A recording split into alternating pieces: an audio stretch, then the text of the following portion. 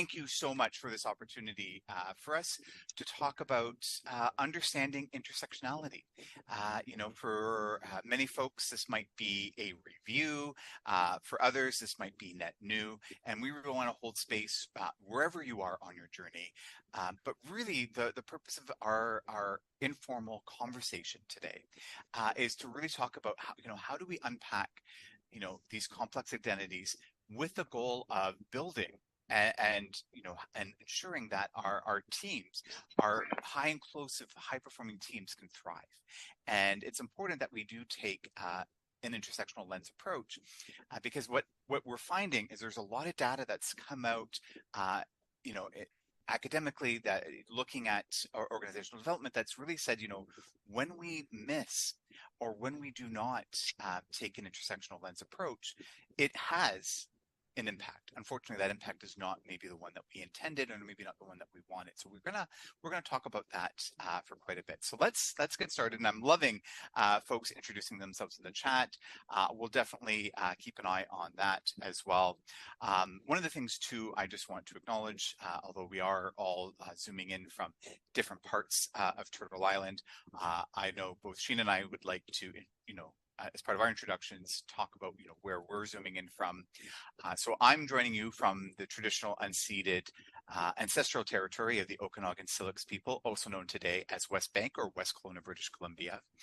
One of the challenges that the elders here have challenged me on is how to move beyond just a performative land acknowledgement and really move into active reconciliation. So I'll share a few things that I do. One, I've been working and learning the Syilx language, to incorporating Indigenous perspectives, viewpoints, and frameworks into my own practice, as well as for anyone who might be familiar with this part of Turtle Island. We tend to, at this time of the year, light up and unfortunately have wildfires. And so there's been a lot of work with the BC Wildfire Service and the elders throughout what is now known as British Columbia, in sitting down and listening and learning from traditional land practice management, which we've unfortunately gotten away from. So that's a little bit about the land that I'm from. Sheena, do you want to do your land acknowledgement? Absolutely. Thank you, Matteo. Thank you again, everyone, for joining us. I'm joining you today from the traditional unceded territory of the Algonquin and Anishinaabe Nation here in Ottawa, in the National Capital Region. Just a little bit about my background. So my parents came to Canada from the Fiji Islands in the 1970s, and they brought a lot of Indigenous Fijian culture with them. They were born and raised in the Fiji Islands, so I grew up learning about Indigenous Fijian culture. And when they came to Canada, they also shared the values. It's really important to honor the history of the land that houses us, the land that we work and play and live on. It takes care of us, and it's also important for us to take care of that land and to acknowledge and respect the people of that land as well. So I carry that forward in my practice as a DEI practitioner, as a human being in my every day-to-day life, to learn more about the history of Turtle Island, to learn more about the people that I live and work with, and to honor the Indigenous history of this land. So I hope that if you have the opportunity, check out the link that we've dropped in the chat. Check out the link www.whos.land. Learn more a little bit more about traditional territories where you might be living, visiting in the future. It's a great interactive tool. I encourage you to learn more if you'd like to. Thank you for that. So Sheena, tell us about yourself. Yeah, I would love to. My name is Sheena Prasad. I use she, her pronouns. I'm the lead consultant here at Diversio. I am a brown woman. I have brown skin. I'm wearing a kind of green and black shirt. I have gold jewelry on. I'm wearing a pair of circle frame glasses. I have dark black and green hair that's right now tied up into a ponytail, and I'm wearing kind of green and black makeup, some eyeliner, some mascara. My educational background is in linguistics and discourse studies and sociolinguistics, specifically in cross-cultural communication. I do a lot of things here. A lot of it includes data analysis, survey development, facilitating trainings, developing action plans and strategies, and supporting on advisory for clients. So any kind of problems that come up in workplaces, I'm here to help support and solve them. I work with many different industries, including different municipalities all over Canada, legal firms, nonprofit, food and beverage manufacturing. As I mentioned, I'm the daughter of immigrant settlers. I speak multiple languages. Hindi is my first language. I live with invisible and episodic disabilities. And when I'm not working as a consultant, I'm a special effects makeup artist, and I'm a craft maker. I'd love to hear more about you now, Matteo. Oh, awesome. Thank you so much. So hello, everyone. My name is Matteo. My pronouns are he, him. I am slightly older white male with a shaved head and a very large beard.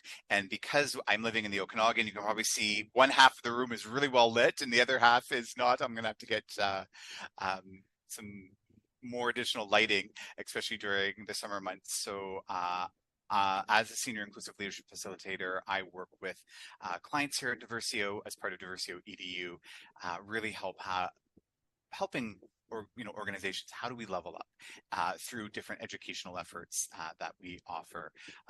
Given 3 international TEDx talks, 1 in The Hague, 2 in the US, held a variety of senior leadership positions in many different industries. I have my clinical specialties in internal medicine and emergency medicine, but I've also worked on the Olympics. So I can't believe it was over 14 years ago that I worked on the Vancouver Olympics in 2010. Have the opportunity to consult on London, Rio, Pyeongchang, Tokyo, and now we're 9 days away from the opening ceremonies of Paris 2024. Unfortunately, I won't be there.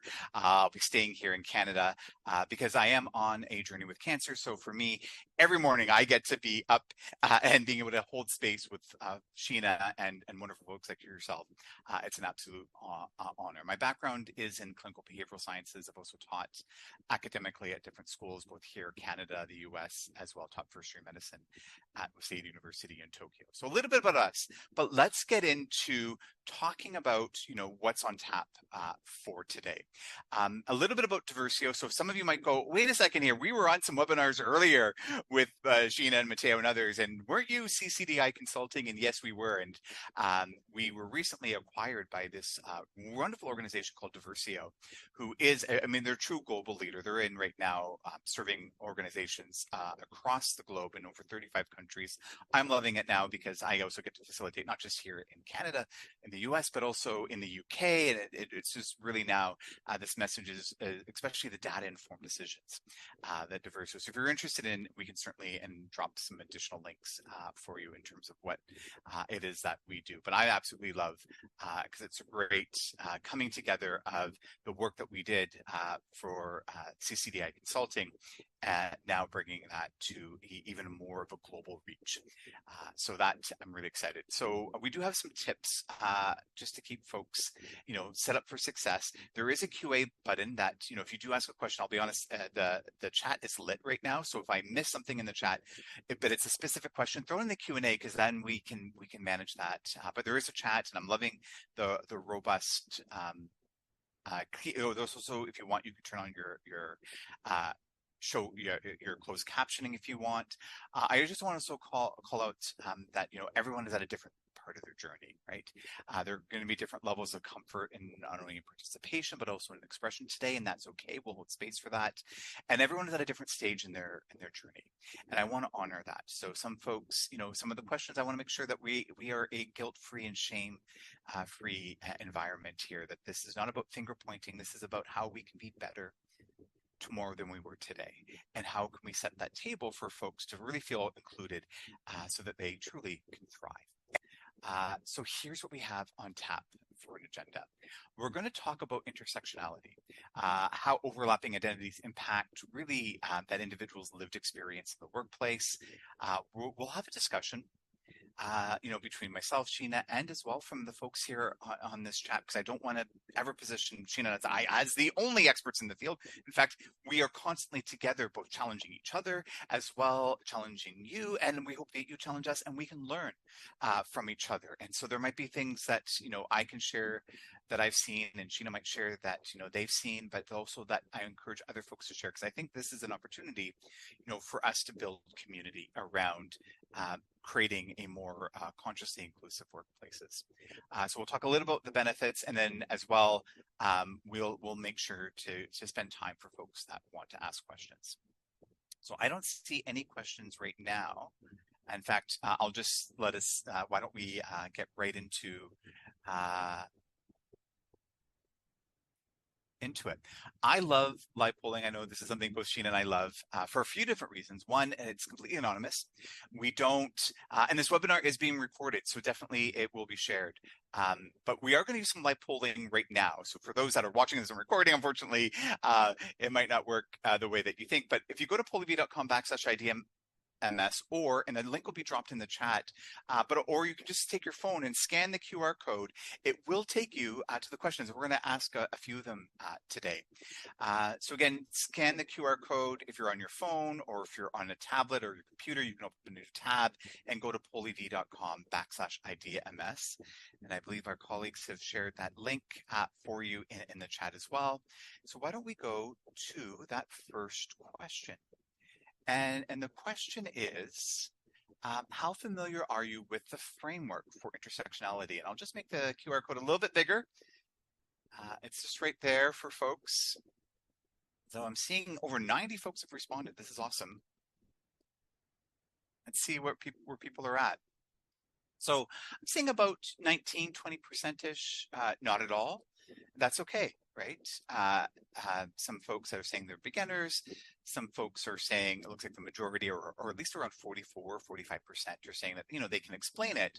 And we've got about 7% of those that have responded that are indicating that they're an expert. So thank you for everyone for using PolyV. This is a nice, but it's a nice segue too, because I know this term gets thrown out a lot, right? If you're on, LinkedIn or on any DEI boards, there's been a lot of, especially in recent times, when I say recent times, recently, talking about intersectionality and the need and focus on it.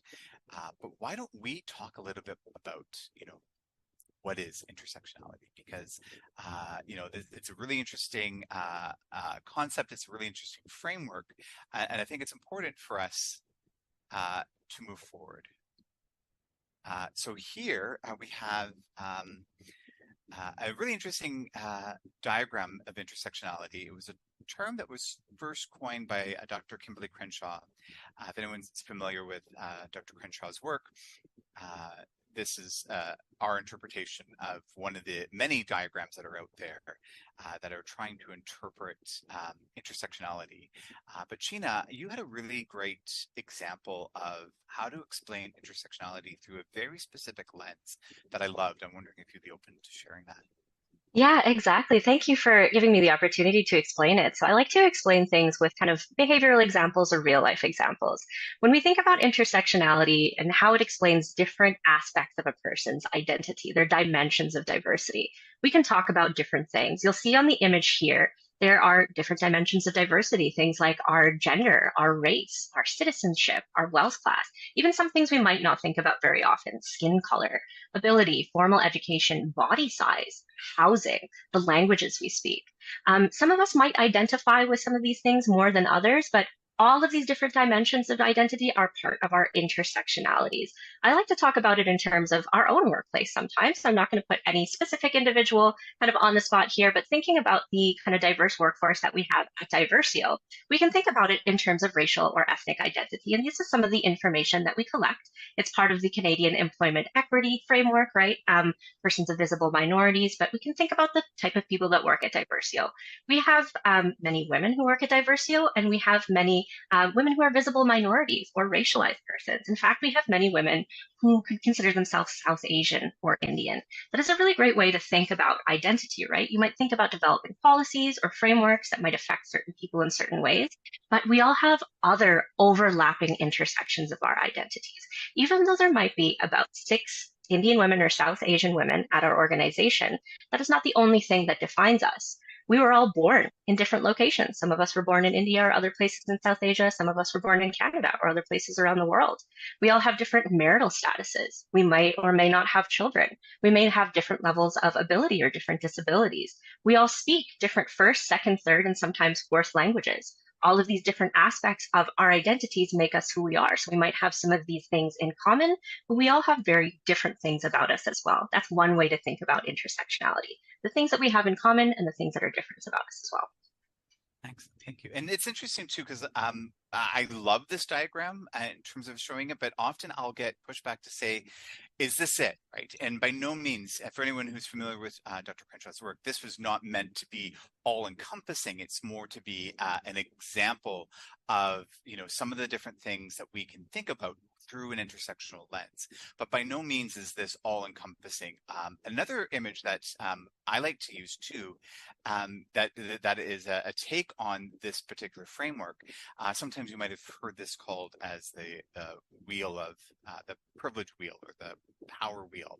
And this is another representation. We will actually share these with you, so we'll definitely have them dropped in here. But what I do like about this is when we start talking about, the intersectionality of power, especially in the workplace context, of those that might be able to have more power in their workplace, you would see them more closer to the center of that intersectionality diagram. So this is just another variant of that. But myself, again, as a cisgendered white male, I would say, with post-secondary education that is, well, able-bodied, although I do have episodic disabilities with someone who's living with cancer. As someone I would assume, I've never been necessarily gone through testing, who is neurotypical, I typically would sit in more in that center of the wheel in many of that, except for the fact that I am married to a man. And it's interesting too, because this is also gets, as we start talking about intersectionality, this notion of, where you might potentially sit in this framework, or where someone might sit. There's things that will be very obvious, right? If you were to meet both Sheena and I in person, there's going to be things that are very if you see us, you would be able to see that there are clear, but there could be things that maybe are not as obvious unless I shared, as someone who is a shaved head, a big beard and tats, and is from a body size, a bigger guy, a lot of folks will assume that I'm straight. But once I have unmasked or not code switched to be part of the what might be the dominant group in that particular work setting, can have its challenges. But when you think of others who might have some neurodivergence, right, might be able to mask that aspect or one aspect of their identity. The same thing with ability, right? The other thing too, which is interesting, I worked for many years in healthcare and then worked in global asset management, banking, essentially. But I was not by any means rich. I was probably middle class or lower middle class. I had one suit, right? So the days that I wore that suit, I could present as somebody who, but as soon as I didn't wear, I wore, and I would always be mocked for this, working down on Bay Street in Toronto when I wore an off-the-shelf suit, not a custom-made suit, and folks would notice that, right? And that type of intersect, but that presented as well, even though my skin color was white. But I've also heard from folks that might have different shades, that there are different levels of either discrimination or biases that might be projected based on and some people might say that they're more, and the term I hate using is white passing, if you will, and so that enables different levels of for them in terms of their lived experience. Anything else, Sheena, that you think I might have missed just as we Thank you so look much at for how? sharing. Yeah, I appreciate you sharing these examples about your own life. I think one of our goals in this webinar session is to be able to connect some of our own experiences to share them with you. And in times where we seek feedback, if you feel comfortable sharing maybe what your experiences and your perspectives are, we'd love to hear from you too. And I just want to also call out that there is and Dr. Crenshaw even herself will share that there have been criticisms of this framework, and that's okay, right? Because it's a framework. It's not meant to be all encompassing, because there's other layers to it, and we'll share as well some other interesting ones out there. And of course, the power of Google, you can find others. But even in that, right, in me sharing that, I'm making assumptions that folks have access to high-speed or know even how to Google things. So there's even some assumptions I'm even making there. But I just wanted to call that out. That not to say that this is the one and only, but this is one that is probably one of the more commonly referenced frameworks for understanding intersectionality. That said, I'm going to move us forward. And this was interesting. I think, did you share this, Sheena, or maybe I shared it? But we were looking at some different quotes from different areas. This one from the World Economic Forum that showed that Black women have less access to training, have received less mentorship and sponsorship, and have less frequent opportunities to interact with senior leaders. What the end result was is that these result in fewer opportunities to develop their careers as compared to white women, right? And when we look at the data that we have at Diversio, we certainly see that the lived experience based on the intersection of race and gender does play an impact on someone's career trajectory, right? And we certainly, and there's lots of data out there that shares that. This isn't just a feeling. And why this is important, especially because I see a lot of emphasis on, let's all be civil in the workplace, we all get along and are cordial, but we don't necessarily take that intersectional lens to really understand that not everyone has the same lived experience. And if we truly want an inclusive workplace, that might mean that we need to, when it's the light, our encouragement strongly is that we need to take a different lens and approach to that. And then this one too, and I think, did you share this one, Sheena? Yeah, this is Yeah. one that I found really Yeah. interesting. We're thinking a lot about remote work right now throughout the pandemic, and especially right now, conversations in the public service in Canada. Remote work is a privilege. It is a really helpful flexibility tool that helps people be able to do their best work within the means that they have available to them. But there is data from the Institute for Gender and Economy from the University of Toronto in the past few years that shows that there are inequities in remote work, maybe depending on what your personal dimensions of diversity are. For example, access to remote work is not always equal, and the ability to work remotely tends to belong disproportionately to white male workers with higher incomes. In addition to that, racialized people and women tend to experience more stigma and bias for using remote work options, right? If you're working from home, you might have people in your workplace saying, oh, that person might be lazy, that person might not always be at their desk. This tends to reflect more poorly on racialized people and women. And this does also have effects on their career development and their promotion. This tends to result in wage reductions and fewer promotions from persons of these identities. So remote work is great. Having that opportunity available for all persons is wonderful, but it might have different effects on you depending on who you are. Thank you for sharing that. So basically what I love to do is have a discussion now, and right now we've got both Sheena and I with our mics on, but feel free to share in the chat as well. But really what I want to do is how do we discuss, how do you start adopting an intersectional lens in the workplace? And I see someone actually had shared, that's such a powerful idea tool. They'd love to introduce this into the work that they do, because I love this, everyone's wheel of privilege looks different, and it's very insightful to hear personal perspectives. And I also see that there's some questions in the Q&A, and there's some great questions. I want to make sure that we have some time at the end that we'll hit on some of those questions. But the question I'm going to put out, but I just want to honor and acknowledge that we do have some questions in the Q&A. But here's the question. Okay, so we've sort of talked a little bit about intersectionality and why both Sheena and I, in the work that we do, feel it's very important that organizations start looking at the work that they do and how we build these high performing inclusive teams. But how do you even start the conversation, right? If people aren't talking about it, how do you start the conversation? And I don't know about for the folks on the call, for you, Sheena, but I can share my personal experience is that this can be a very awkward, a very difficult conversation, right? Where folks who maybe look like me do not feel that they're either feel threatened or blamed or shamed, and the conversation gets difficult to even get started. So I'm just curious how you might have or what you might have seen too, Sheena, in terms of even getting the conversation started. Yeah, absolutely. When I agree with you, Matteo, I've had conversations with clients and with friends and family members about intersectionality, and some of the perspective that people take is I've heard the phrase oppression Olympics, which can be really challenging, right? Having conversations about privilege usually requires some self-reflection, and sometimes that can feel shameful, that can feel really bad. But honestly, bringing intersectionality into conversations at work is a kindness. It's an empathetic act. You're trying to learn more about people, what their lived realities are, what affects them, and how you can create a more inclusive, a more diverse workplace, a workplace that's better for everyone. So I'd like to start the conversation by saying intersectionality is a kindness. We're trying to do the right thing for folks.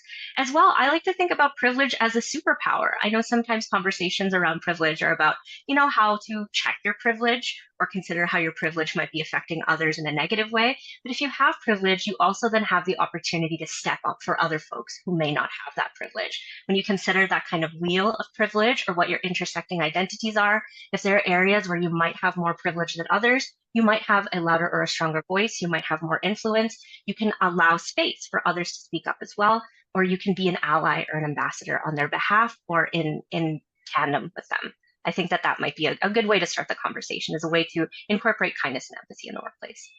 Excellent. And I want to just call it, there's some excellent examples being shared in the chat. I'll share something recently. So when I talk about intersectionality when I do in-person sessions with clients, I do something that's called the privilege walk. If you've never experienced this, you can Google the privilege walk. There's some great examples on YouTube. But the gist is we share statements. I share a statement. If it's true, you take a step forward. And sometimes if the statement's true, you take a step back, right? And so what happens is everyone starts at the same line, but then depending on folks' intersectional identities, they're going to end up at the end at different spots in the room. Right. And typically, when I say typically, historically, I would say most folks at the front of the room typically look like me, right? However, that's not always the case. And the last 2 times I did this, I actually had women who were at the front, but also racialized women. And then it was really interesting because we had, and it really challenged our notions about what we assume about folks. But what was interesting was that some of the folks who assumed that they would have been further ahead realized that they also had other parts of their identities that they hadn't considered that had impacted their lived experience. And that some folks, again, we could assume because they were racialized women, but they also came from other intersectionalities, such as, wealthy families.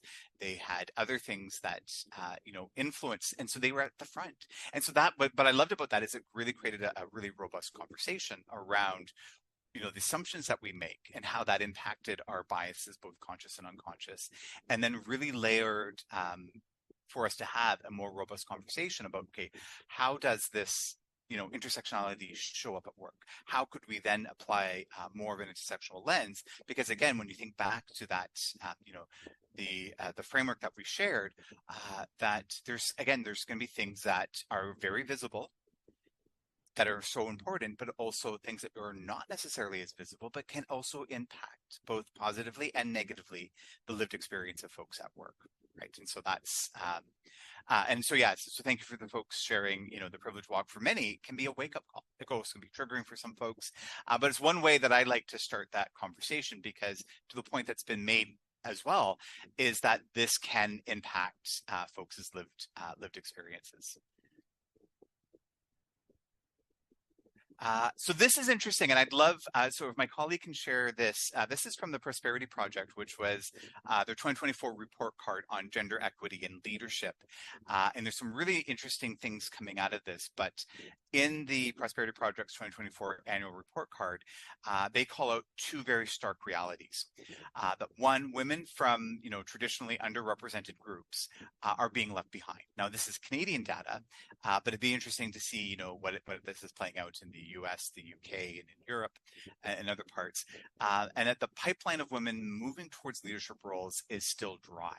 In fact, what they found in this one study is that women, or individuals who identify as women in the pipeline to senior leadership roles, so those that are being mentored and groomed, have actually seen a decrease of up to 8% over the previous year.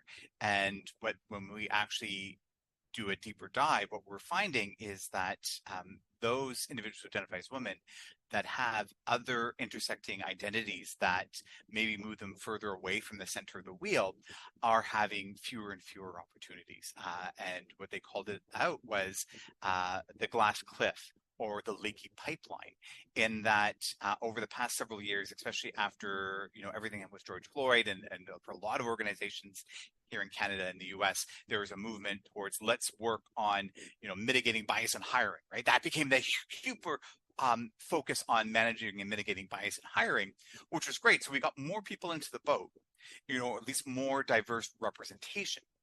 But what the data is telling us and what the report card clearly shows is that that wasn't equitable for everyone, right? So we had more diverse representation in terms of hiring, but then what happens once the folks are there in the role, right? So we when I say we, as you know, folks that are interested in creating inclusive environments that are hyper focused on diversity, equity, inclusion, we were so laser focused on the hiring aspect or the hiring phase of that employee lifestyle. We forgot that there's also, you know, once they're in the boat, once they're in the organization, there's so much more work needs to be done.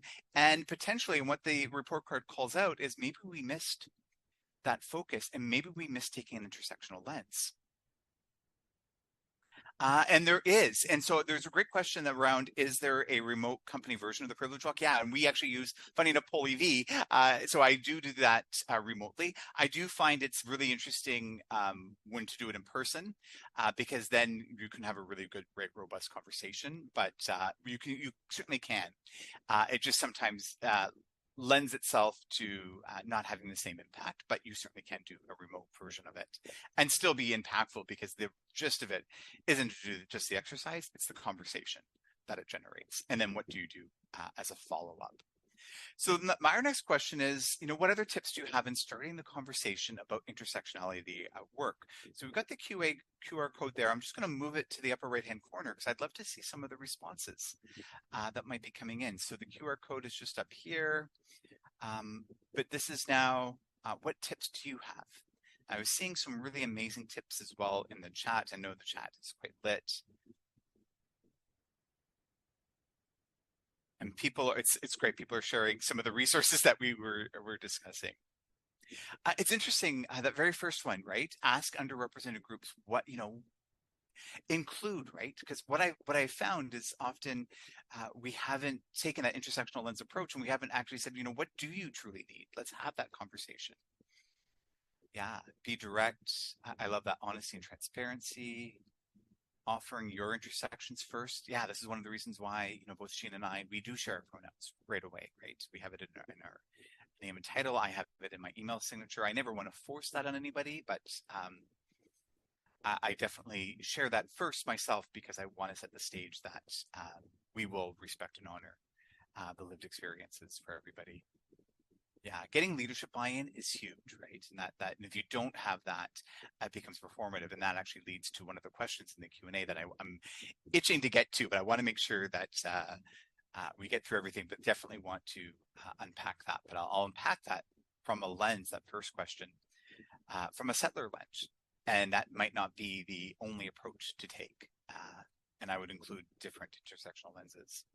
So I'm seeing online learning, transparency in hiring and organizational decisions. So yeah, getting beyond just mitigating bias in hiring, but all organizational decisions. How do we, you know, distribute work? How do we ensure that, you know, folks get equitable amounts of actionable feedback? There's a lot of research that says that, you know, when a leader shares intersectional identities with the person they're giving feedback to, their comfort level of giving feedback is high, and the amount of feedback, actionable feedback, is high. But as soon as the individual they're giving feedback to has different dimensions of diversity or has different intersectionality, what we have found in some of these research studies is that the amount of actionable feedback actually decreases significantly.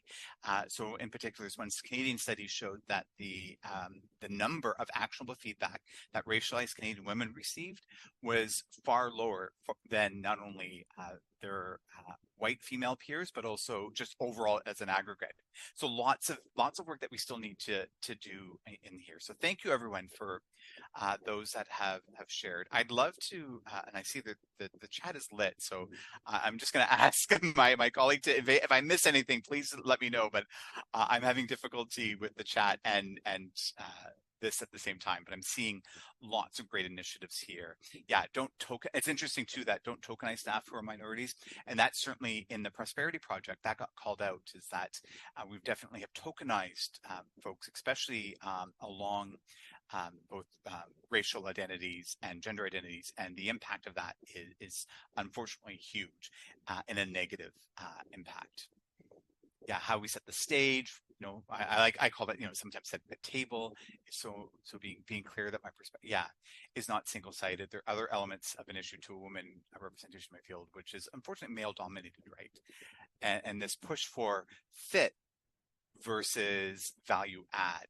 And when we push for fit, when we hire for fit, when we coach to fit, what impact does that have? And what unconscious biases that occur there? Anything else, Sheena, that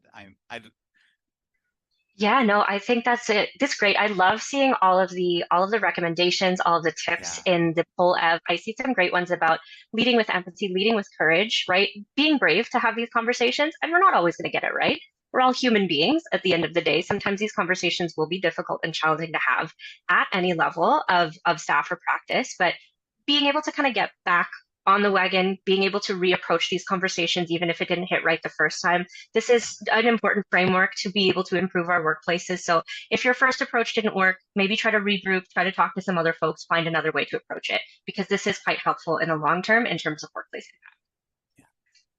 I'm just going to, if I can, move us forward. Because this next question, I think I saw quite a bit there on the last screen and stuff coming up here, but it's just around what considerations could you make for recruiting and retaining, right? And definitely my take is that I think for many organizations, there's still a lot to do in that recruitment, that inclusive hiring.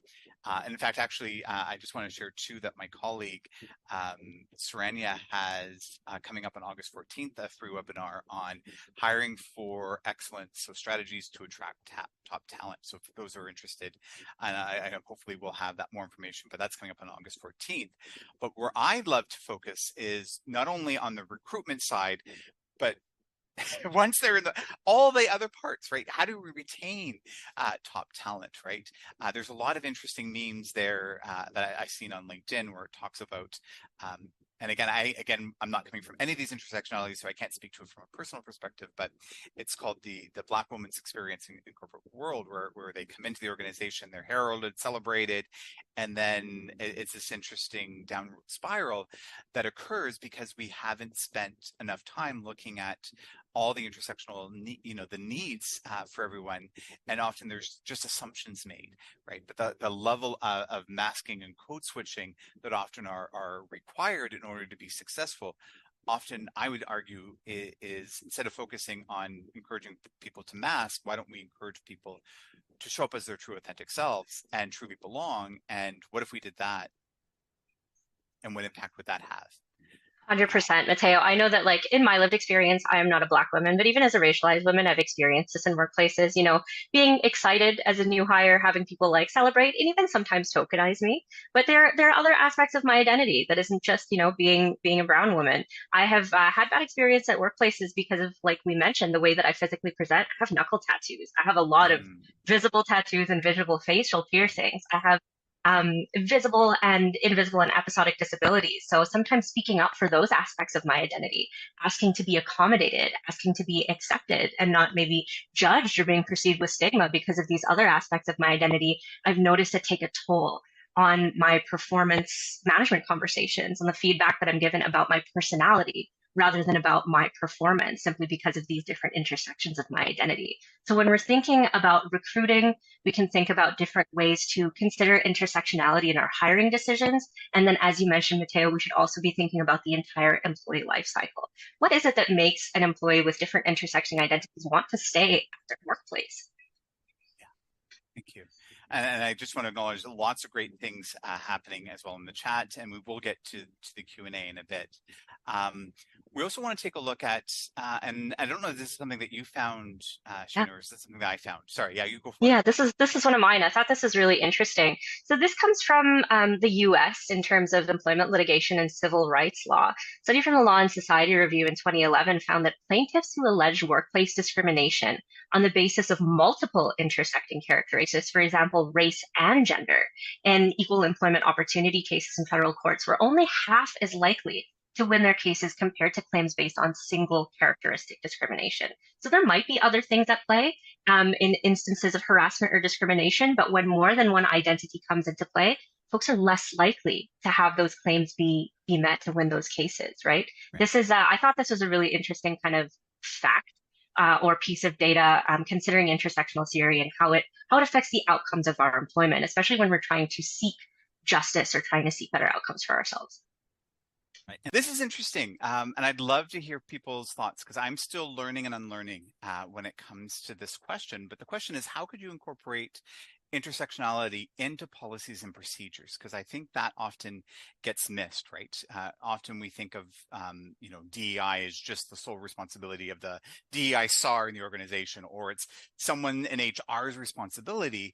But really, all of us, especially leaders, we have an ability to influence, the policies and procedures that are there, how we can change, how we can adopt. And I'm just curious, and Sheena, I'd love to get your insight into this. Especially when we look at our policies and procedures, how can we start, taking that intersectional lens as we look at policy review and procedural review? Yeah, absolutely. So a lot of the work that I do as a consultant is reviewing policies, grading policies on maturity scale, even developing policies and policy frameworks in conjunction with clients. One of the things that sometimes happens with organizations is that the policies kind of just live in HR. There might be one or two persons who own that policy and develop that policy. You might have even pulled it off a template online if that's the resource that is available to you. But it's really, really important for organizations to be able to review those policies on a regular basis, to have that review cycle. And when those policies are being reviewed, if at all possible, try to include reviewers or a review panel with persons from different intersection identities and not just those visible ones, right? Because you might not know how these policies could affect persons with different intersections until it gets in front of somebody who it affects. So if you have that review cycle in place, if you have a diverse panel of persons who are reviewing those policies, you're more likely to find a policy that meets your operational guidelines, but also takes into account the adverse effects it could have on multiple groups of persons. What do you think? I love it. I'm going to give a very specific example, and this was eye-opening for me. But I say eye-opening, but I also have to check my privilege.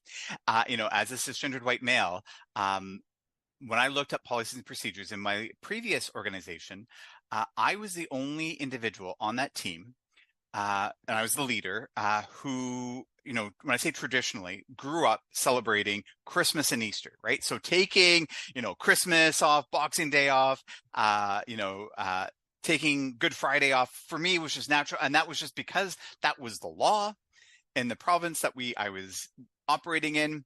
I just assumed all my employees would want the same stat holidays.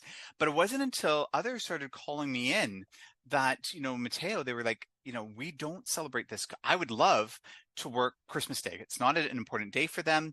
In fact, I could be far more productive because I don't have to worry about you bugging me all the time. I could be super productive. But what would be really helpful for me, because they celebrated Diwali, can I use, instead of having to use my vacation time to celebrate these culturally appropriate holidays? And I was like, you're right. We have our stat holidays. Like in BC, we have 14 stat holidays, but nowhere in it, there, again, each jurisdiction and province is slightly different in terms of the number of stat holidays. But can we look at our own internal policy or procedure around how folks use that stat holiday? And could they use that instead of having to rely on their vacation day for something that was more culturally significant for that because of their intersectional identity? And so for me, that was really, really neat, because again, when I say neat in the perspective of I only looked at it from my lens, my perspective. I didn't start looking at that policies from an intersectional lens. And that one was a very easy one for me to go, right, if I adopted an intersectional lens on stat holidays, what if I then took an intersectional lens approach? But I wouldn't be able to, I needed everyone's input. I needed and I had to start asking myself, well, whose viewpoint is missing here? Whose perspective do I not have? Whose input do I not have? Especially if my goal is to make sure that I'm attracting and retaining the best top talent. Stat holidays wasn't going to work for some of my top talent, so I needed to take a lens. But now that approach now allowed me to take a look at everything else, and now starting some harder questions on whose perspective is missing here. Because my HR partner like me too, right? Cisgendered white, but female. But again, we had, although different gender presentations, we had some limitations in terms of how we looked at our policy and procedural review. So I did, again, just something encouraging folks is to take that intersectional lens approach.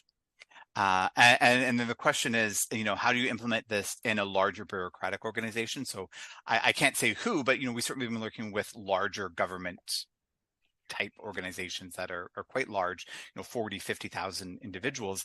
And this is an interesting approach that even some of those larger do take successfully, right? But it does take commitment. And the other thing too I'll share is we don't always get it right. And we make mistakes, and that's okay. So long as we take that approach, that it's okay to make mistakes. Often too, there's a lot of fear in this work. And I say, make the mistake, but make this mistake with the right intention versus being paralyzed by, I don't want to offend. Often I'm like, I would rather offend and learn and then move on forward with change behavior than to stay static and then nothing ever changes. And then we don't have a better, more inclusive workplace. This was interesting too,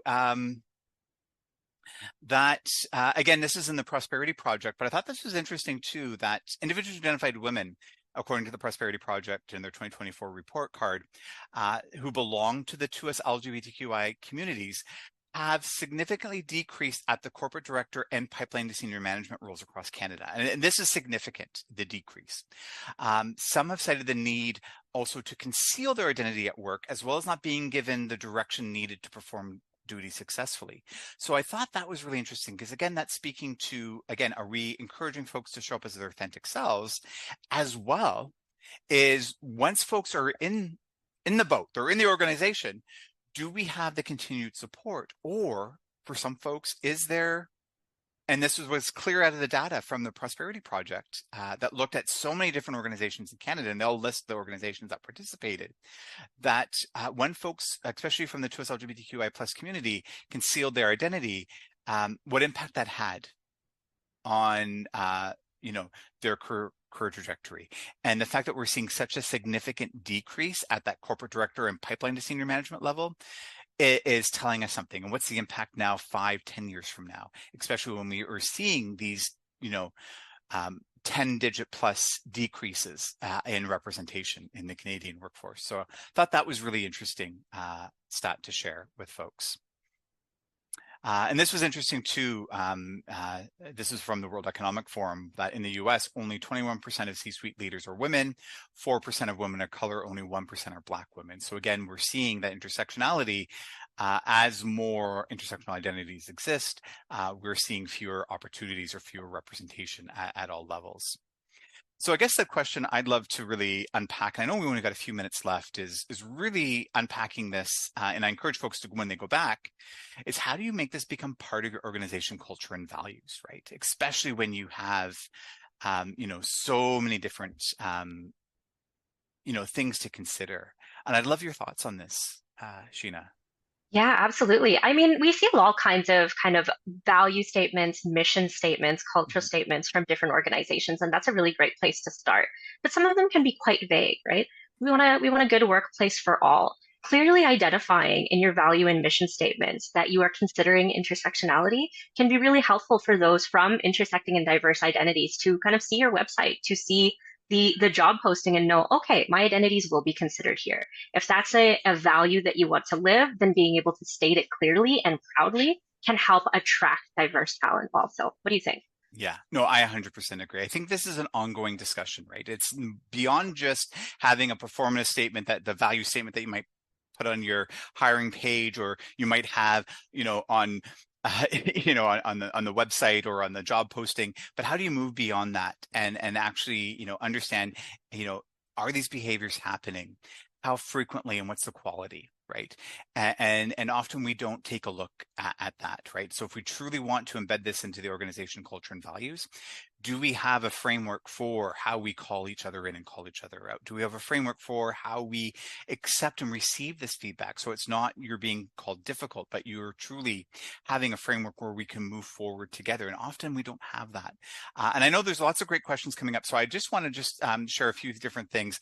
I'm going to ask my colleague just to share. There's an interesting report, that an action plan final report that came out in 2020 on missing and murdered Indigenous women, girls, from a TUS LGBTQIA QQIA. Sorry, that's a lot mouthful. Report. It's a wonderful report, and it's shared in the chat.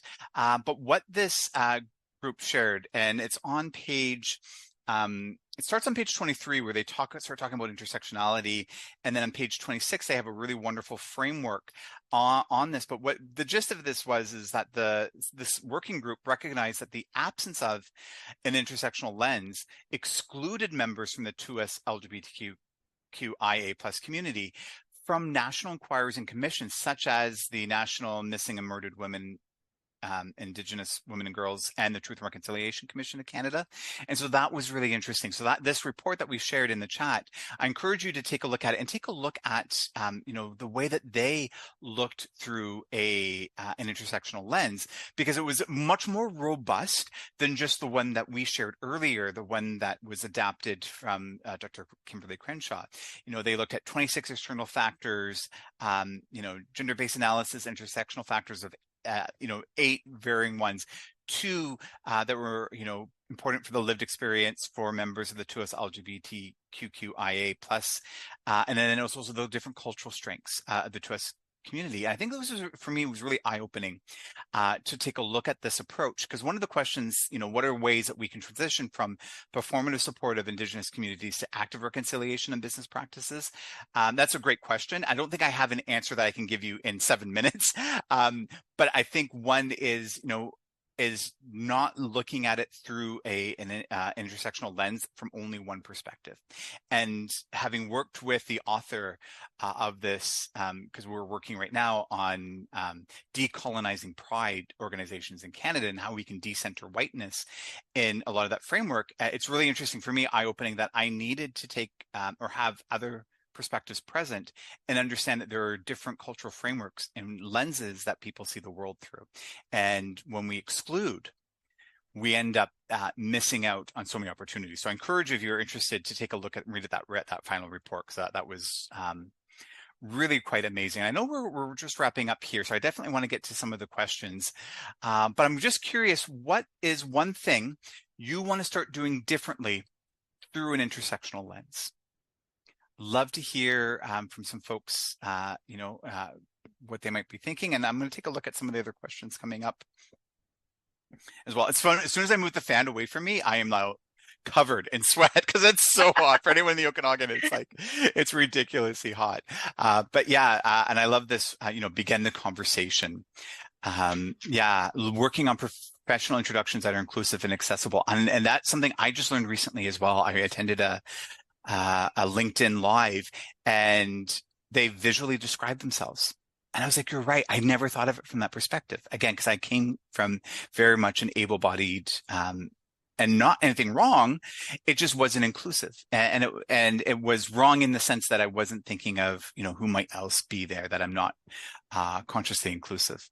I love these. These are amazing. Be intentional about inclusion, ask questions, remembering there's more to people and their stories that's feasibly, easily. I love all of these. These are excellent. Thank you so much for all of this. What I'd love to do as these are coming in, Sheena, I'm having a little difficulty just reading some of the questions. I'll take my glasses off. I can read them out for you. Oh, perfect. There's some questions that were asked in the Q&A, which me or our colleague answered in the chat. You can awesome. click the answered button to read through those if you're attending. For the open questions, I can start to read some of them out loud for us. Okay.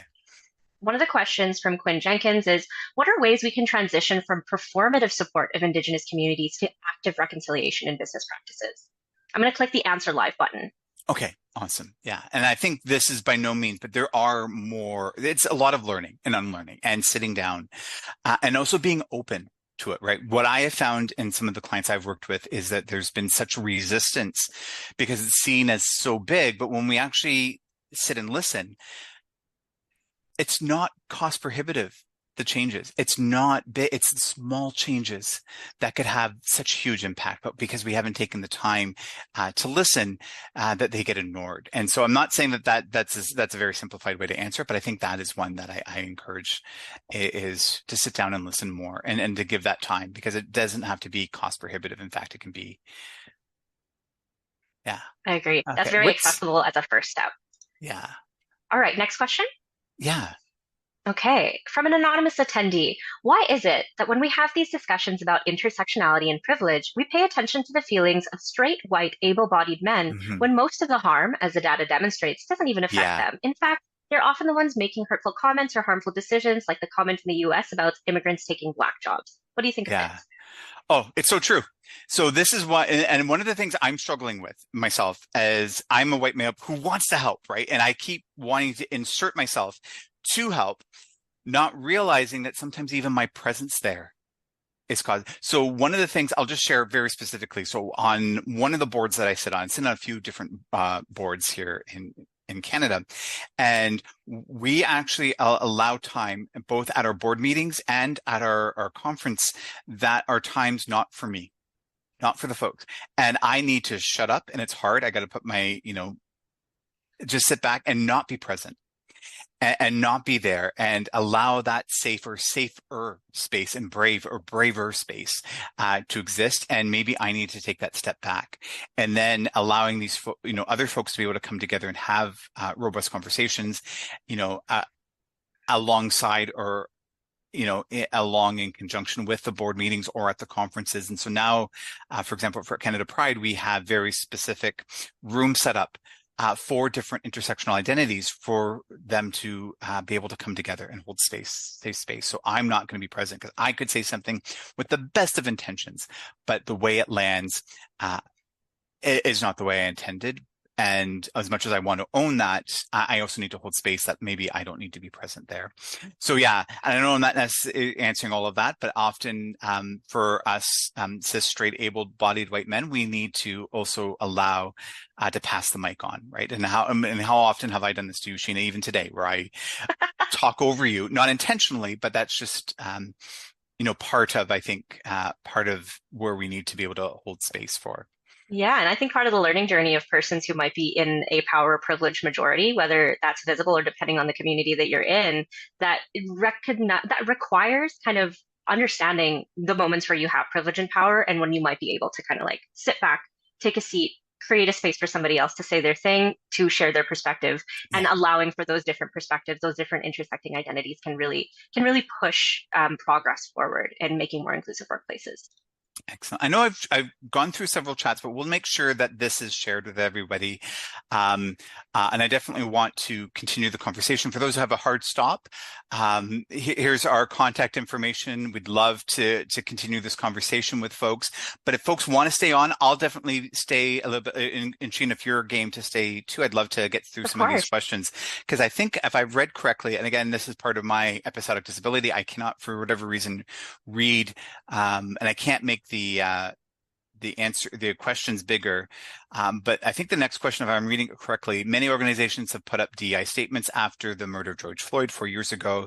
And when you look at their management teams and employees, it's still very white male dominated. Do these statements actually mean anything, or are they performative? And that the sad thing. And so in the Prosperity Project, they called that out. Right. In fact, they actually mentioned George Floyd, and they mentioned, we put all this effort in the hiring, but then we never looked at all aspects of the employee life cycle. And we didn't manage and mitigate biases there. And these were just performative. And that's a sad thing, right? And that's why I encourage folks, when you look at even things like a land acknowledgement, move beyond just a performative land acknowledgement and move towards more active reconciliation, right? What does Yeah. that mean? It's going to take active action. It's going to take some, you have to get over the yeah buts and go, yeah, but I didn't mean that, or yeah, but that was so many years ago, that was historical, and go, yeah, but that is still happening today.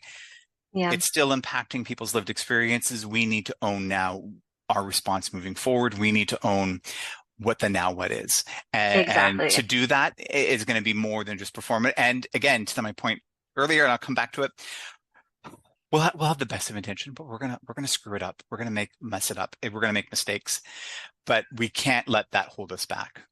I agree. Yeah, I think of diversity statements or those kinds of mission value statements as a commitment, right? As a promise. Hmm. If you're going to make a promise to someone you care about or someone you love, it shouldn't just be an empty promise. You should follow it up with action.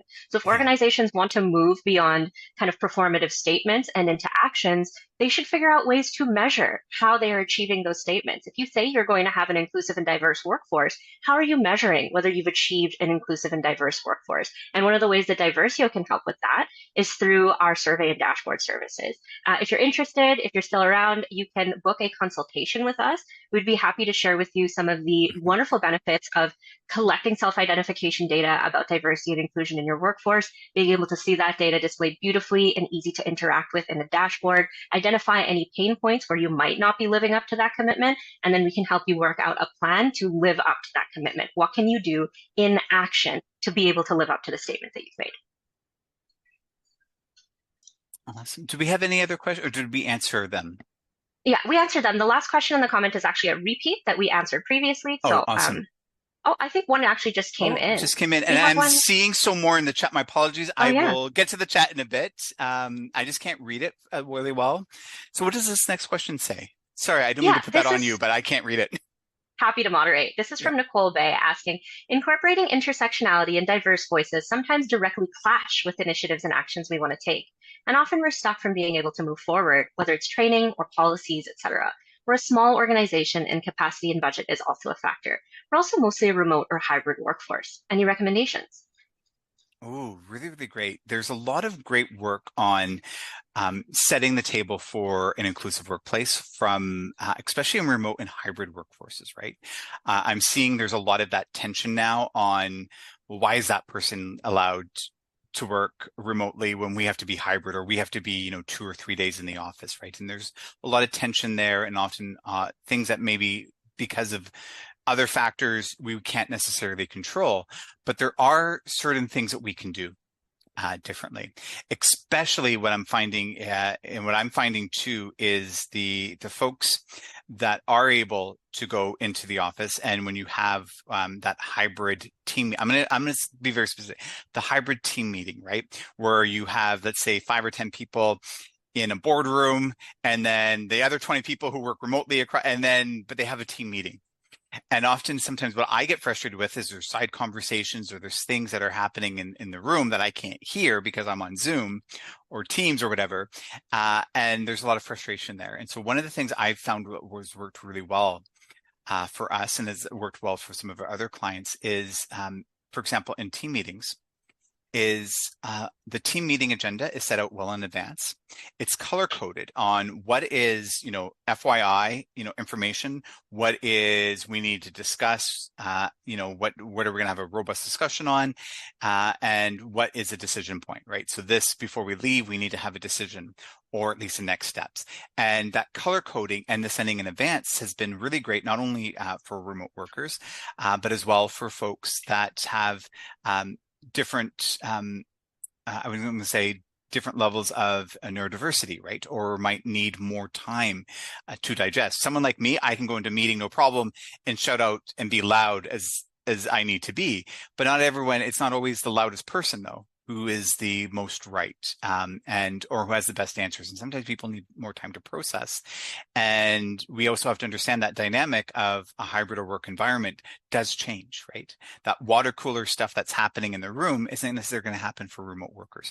How do you set that table? How do you set that table? Because I know what happens in person is, after the meeting, where do we go? Well, you go. Someone might need to go for a smoke, or someone might need to go grab a coffee, and you build those bonds. That doesn't happen for that individual who's still capable but working remotely.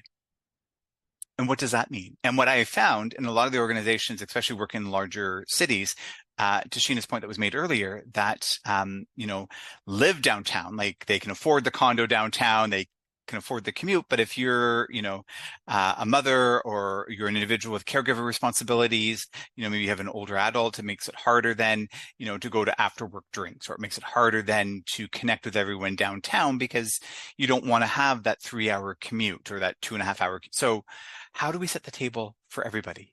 And how do we include those voices in the decision making, so it's not just the loudest default one that are always heard. And so there's a lot of work that needs to be done here. And I don't think, I know, especially with a lot of the clients I work with, we still are far away from where we want or need to be. Yeah, exactly. I think as well, sometimes I hear what you're saying, Nicole, about sometimes wanting to incorporate intersectionality and diverse voices clashes with what Mhm. you want to do or what you have the budget for. I think sometimes you're not always going to have a bespoke solution for everybody. When we think about accommodation and universal design, sometimes it's easier to think about how you can universally design a workplace to be more inclusive for everybody than to approach every individual and try to make accommodations for every individual. Of course, persons with different disabilities and needs might need individual accommodations, but for example, being able to control the lighting in your workplace could not only help persons with visual impairments, but also persons who have things like migraines, might have sensory sensitivities, who might like to work in a darker or a brighter environment. That way, you're not approaching every unique individual. You don't the approach is not going to consider every single person. If you have the opportunity, if you have the budget available to, that might be wonderful. But really thinking about a universal design approach, trying to get as much information as you can from intersecting identities, from diverse voices, might help you manage some of those budgetary requirements that you might have. And Sheena, there's a point that you made I just want to double down on, and that was this notion that, folks like you and I who come in and go, here's the playbook, run.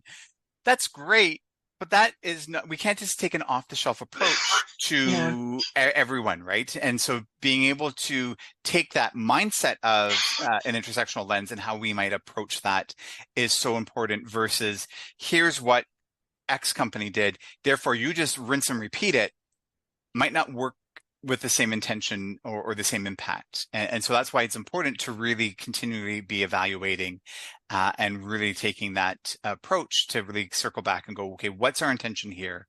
What is our intended impact? Let's do it, but then let's also come back and let's measure to understand what we need to tweak before we just repeat it. So Exactly. basically is what worked for company X might not work for your organization, but that mindset could work and you just need to tweak it or reevaluate it. And It really is it's a pleasure and a privilege to be here with you today. Thank you for attending. so amazing. You can scan the QR code, love to book a consultation. We'd love to continue this conversation and I wish everyone all the best. I really appreciate it, everybody. Thank you, Sheena. Seriously, you are amazing. Thanks, Matteo. Wishing everyone This all the was a best. treat.